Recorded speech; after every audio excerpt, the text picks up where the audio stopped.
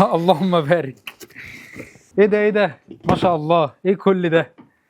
لو بيتك كبير او بتجهز ليك ولاهلك لرمضان فالبوكس ده هيوفر عليك 3000 جنيه بحل.